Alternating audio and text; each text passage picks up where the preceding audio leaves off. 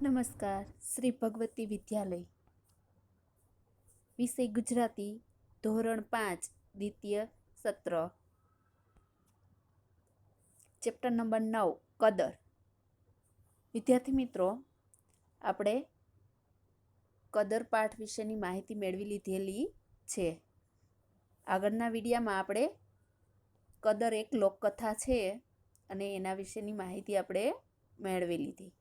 હવે અહીં અત્યારે શબ્દ સમજૂતી એટલે કે આ પાઠમાં આવેલા નવા શબ્દ વિશેની જાણકારી મેળવીએ. તો અહીં શબ્દ આપણને આપેલા છે. કુંજાર. કુંજારનો અર્થ થાય છે ઝાડ તેમજ વનરાજિત ઘટાદાર.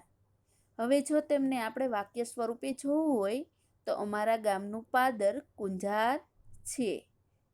અમારા ગામનું પાદર ઝાડ તેમજ વનસ્પતિથી ઘટાદાર છે તેવું આપણે કહી શકીએ. બીજો શબ્દ છે રૂડપ. રૂડપ એટલે કે સુંદરતા. અહીં આપણે વાક્ય સ્વરૂપે જોઈએ તો મંદિરની રૂડપ સૌને ગમતી, અર્થાત મંદિરની સુંદરતા સૌને ગમતી એવું થાય. ત્યાર પછી આગળનો શબ્દ જોઈએ ઓલદોલ. ઓલદોલ એટલે કે દિલાવર. તેમનો અર્થ થાય છે દિલાવર. વિદ્યાર્થી મિત્રો, તમારે અહીં વાક્ય જાતે લખવાના છે. વાસણી. વાસણી એટલે કે સિક્કા સાચવી રાખવાની પટ્ટા જેવી કોથળી. ખપતો. તેનો અર્થ થાય છે વેચાતો. ત્યાર પછીનો આવે છે શબ્દ વાટખર્ચી. વાટખર્ચી એટલે કે મુસાફરી દરમિયાન ખર્ચવાની રકમ. જાતવંત એટલે કે ઊંચી ખાનદાન ઓલાદનું. વેગળું. વેગળોનો અર્થ થાય છે જુદું અથવા અલગ. પાણીપંથા. પાણીપંથા એટલે કે પૂરના પાણીની ઝડપે દોડનાર. તો પૂરના પાણીની ઝડપે કોણ દોડે? તો કે ઘોડા. રાગવાડી. રાગવાડી એટલે કે સવારી કરી. ખોરાકી. ખોરાકીનો અર્થ થાય છે જીવન જરૂરિયાતની વસ્તુ. વિદ્યાર્થી મિત્રો, અહીં ફિરસ્તો તે નવો શબ્દ છે. તેનો અર્થ થાય છે દેવદૂત, પૈગંબર. ત્યાર પછીનો શબ્દ આવે છે જંજાળિયું. જંજાળિયાનો અર્થ અહીં થાય છે બંદૂક. જોગાણ. ઘોડા, બળદ વગેરે ને ખાવાનું અનાજ અથવા તો ખાણ. ભીલી ભાત્યે. ભલી ભાત્યે સારી રીતે. બોકાસા એટલે રાડો, બૂમ. તાપ. અહીં તાપ શબ્દનો અર્થ થાય છે ફોજ. મશ એટલે કે લાચારી. ખેસ. ખેસ એટલે ખંભે નાખવાનું વસ્ત્ર. વાઘ. વાઘ એટલે કે ચામડાની દોરી. ત્યાર પછીનો શબ્દ આવે છે ધણ. ધણ એટલે કે ગાયનું ટોળું. જણ. ઝીણી રજકણ. સાફો. સાફો એનો અર્થ થાય છે ફેટો. બાર એટલે કે દિશા. કળાવું એટલે કે દેખાવું. વાસીદું. વાસીદાનો અર્થ થાય છે ઢોરના છાણ સાથેનો કચરો. ફરમાન. આદેશ આપવો, હુકમ કરવો. ગનો. ગુનો, વાક. ભેર એટલે કે મદદ કરવી અથવા સહાય કરવી. કસવાળું કેડિયું. કસવાળા કેડિયાનો અર્થ થાય છે બટનને બદલે વપરાતી દોરીવાળું અંગરખું. ઉપાધિ. અહીં ઉપાધિ શબ્દનો અર્થ થાય છે ચિંતા. તારીફ. તારીફ એટલે કે વખાણ, પ્રશંસા. સૂબો. ઇલાકા કે પ્રાંતનો સુબેદાર, ઉપરી.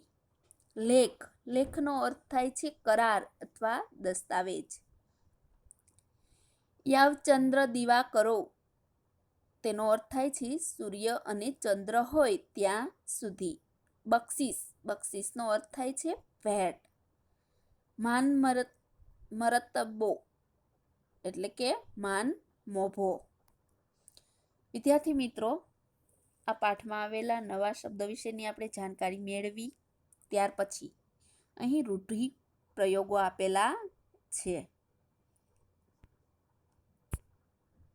તો આપણે રૂઢિપ્રયોગો જોઈએ.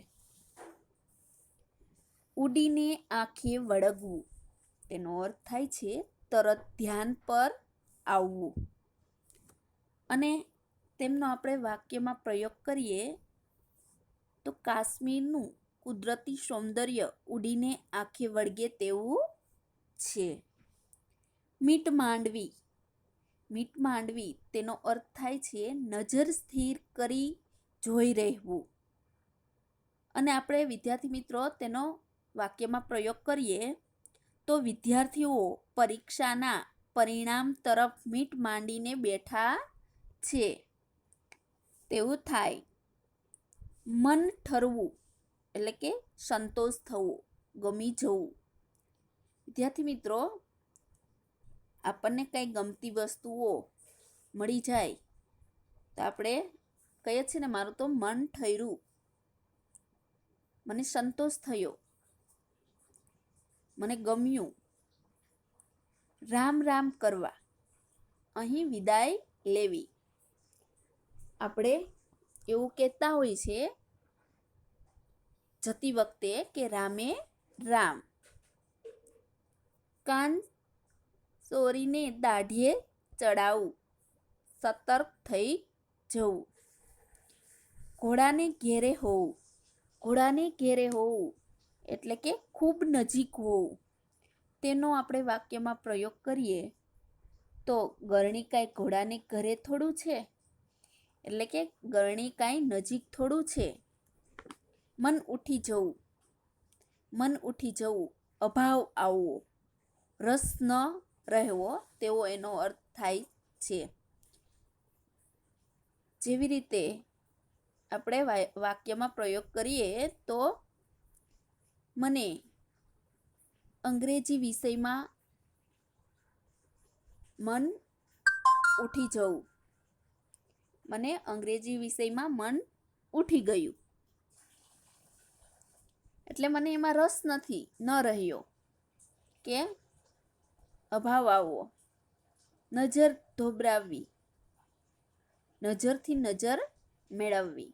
ત્યાર પછીનો મિંજાજ તરડાવો એટલે કે અભિમાન થવું,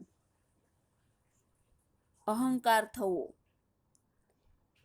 વાક્યમાં પ્રયોગ કરીએ તો પત્નીની વાત સાંભળી પતિનો મિજાજ તરડાયો. ત્યાર પછીનું આવે છે ફાટી આંખે જોઈ રહેવું, અચંબો કે વિસ્મય સાથે જોવું. અને એનો અર્થ થાય કે ફાટી આંખે જોઈ રહેવું એટલે કે આંખનું મટકું માર્યા વગર જોઈ રહેવું. હવે આપણે તેમનો વાક્યમાં પ્રયોગ કરીએ તો નોકરની પ્રામાણિકતા જોઈને શેઠ તેની સામે ફાટી આંખે જોઈ રહ્યા. ત્યાર પછીનું આવે છે આંખ કરડી થવી, એટલે એમનો અર્થ થાય છે ગુસ્સાથી આંખ લાલ થવી. ત્યાર પછી આવે છે પડ્યો બોલ ઝીલવો. આંખ કરડી થવી, ગુસ્સે થવું તેનો અર્થ થાય. અને વાક્યમાં પ્રયોગ કરીએ તો દીકરાની ખોટી માગણીથી પિતાની આંખ કરડી થઈ ગઈ. ક્યારેક એવું બને છે ને કે વિદ્યાર્થી મિત્રો, આપણે આપણા પપ્પા પાસે